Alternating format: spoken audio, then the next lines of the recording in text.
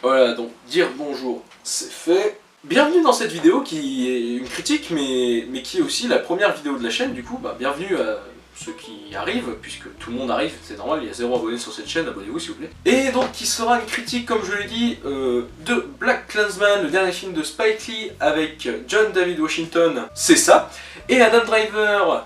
Donc deux petites choses d'abord avant de commencer cette vidéo. La première, c'est que j'ai des notes sur mon téléphone puisque je n'ai pas envie d'oublier des informations à vous dire, ça serait vraiment dommage, ça serait vraiment bête, faut pas faire ça. Et donc ensuite, il y aura deux parties dans cette vidéo, une partie no spoil et une autre partie qui sera une partie spoil, puisque je me suis dit que je voulais parler de ce film dans son entièreté, mais que je ne voulais pas gâcher le plaisir de certains.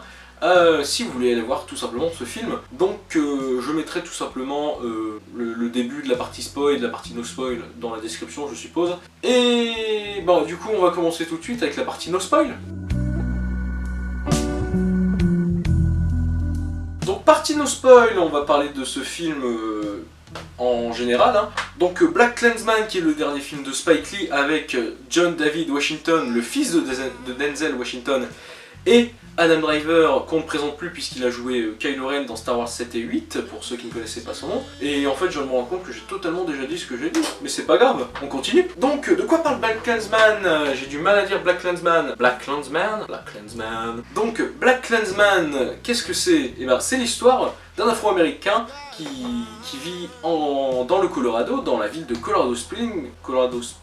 Mon accent est vraiment mauvais. Et qui tout simplement décide d'être flic, voilà, qui décide d'être agent de police, hein, d'intégrer les forces de la police, afin d'infiltrer un réseau de Ku Klux Klan pour le détruire de l'intérieur, puisque ces derniers ont l'envie de faire un petit attentat pas très légal, puisque les attentats c'est pas bien, non, ne faites pas ça. Donc ça c'est le scénario qui globalement je trouve très simple et vachement efficace pour ce que c'est. Et n'oublions pas que cette histoire est inspirée de putain de faits réels, c'est pas moi qui le dis, c'est le film au début, voilà. Donc les personnages de Ron Stansworth, Phil Zimmerman et Patrice, je suis désolé pour l'accent anglais qui est vraiment nul, hein, qui sont dans l'ordre joués par John David Washington, Adam Driver et Laura Hyrer, je sais pas du tout le dire.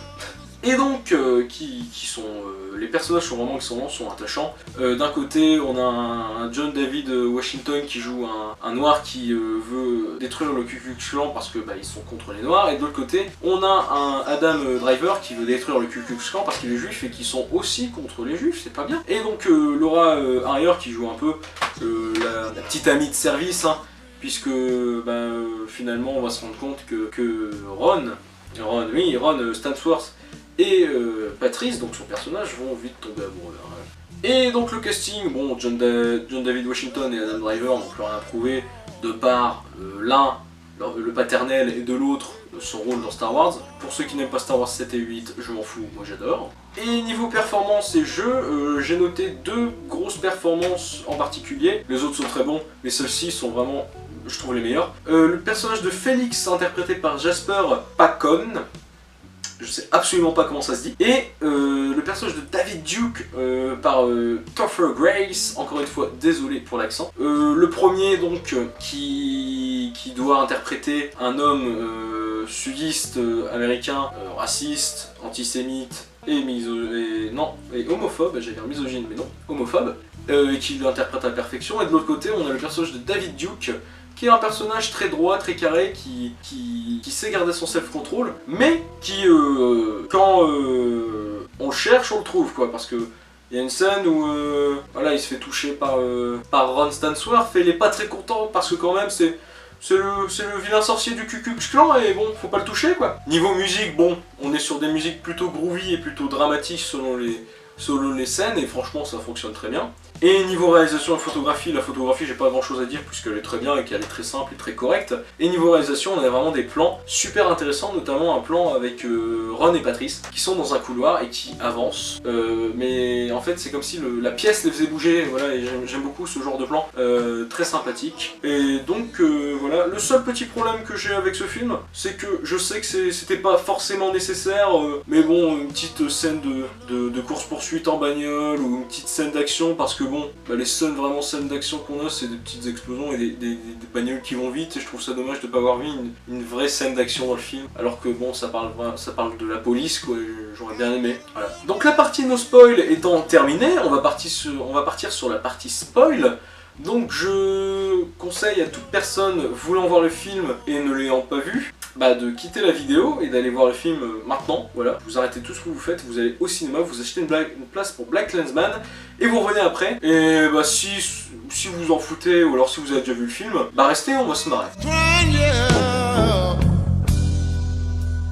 Donc nous voici en partie spoil, et en partie spoil on va tout simplement parler du message du film, puisque c'est un message antiraciste et anti-Trump qui est évoqué.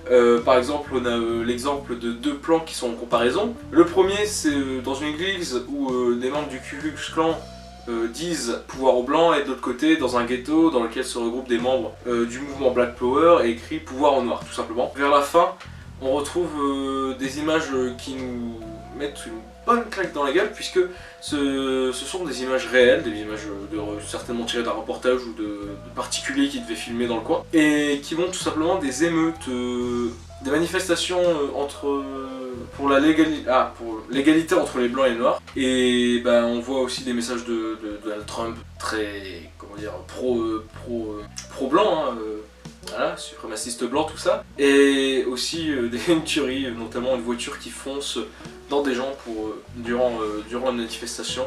Ce qui fait réfléchir, notamment vu que Spike Lee a l'habitude de traiter ce genre de thème. Et bah, je trouve que ça fonctionne plutôt bien. Donc merci d'avoir regardé cette vidéo, c'était la première de la chaîne. Veuillez m'excuser pour l'image, le son, le décor absolument nul, genre fait avec son peu. J'espère qu'avec le temps on pourra améliorer cette qualité. Et en tout cas, si ça vous a plu, n'hésitez pas à faire tout le tralala habituel, hein, aimer, partager, pas forcément partager, abonner, voilà. Et sur ce, on se dit à bientôt.